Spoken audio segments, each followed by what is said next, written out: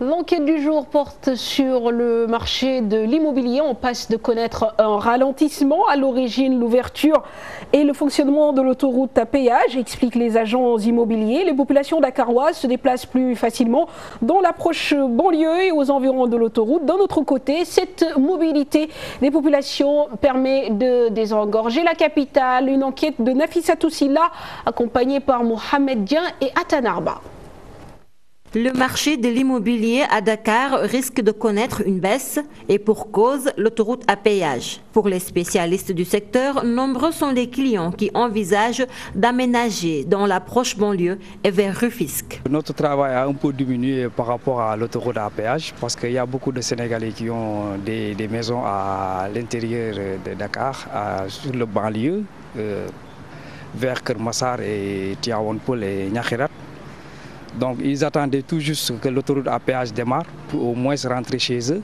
Ils ont déjà acquis leur maison, donc ça fait un beau temps que l'immobilier est un peu ralenti au niveau de Dakar, centre-ville. Notre travail ici, bon, je ne dirais pas que ça a un peu baissé, mais moi ce que je peux dire est que ça ne marche plus fort. Ça ne marche plus fort. Selon Baba Karba, l'heure est au désengorgement de la capitale, l'immobilier étant moins cher aux alentours de l'autoroute à péage. On a pas mal de clients qui veulent déménager, au moins habiter vers l'autoroute à péage, parce que là-bas, les coûts de location,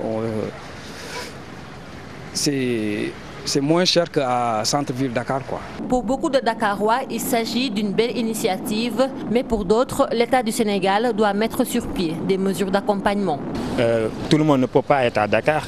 Surtout en ce qui concerne notre génération, je pense qu'il est temps à ce qu'on désengorge Dakar pour aller chercher des maisons, voire même à Rufisque, aussi même pour s'habiter à Kounoun, par exemple.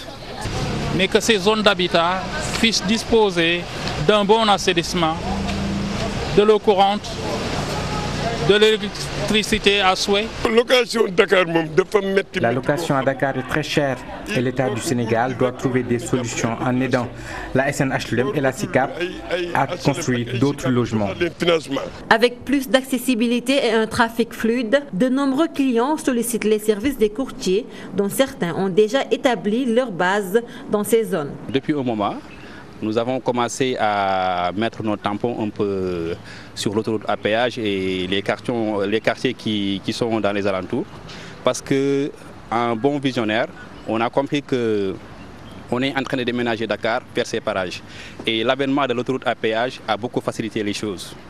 Pour preuve, l'autoroute à péage, quand vous prenez l'autoroute à péage à partir de Yarak jusqu'à Diamniadio, vous en avez pour 14 minutes. Il y avait des gens qui avaient acquis leur terrain par peut-être à 1 million, 1,5 million et qui maintenant ces terrains ont une valeur de 3 à 4,5 millions parce que les zones sont mieux assainies, sont plus accessibles et c'est plus sécurisant parce que les gens commencent à habiter doucement.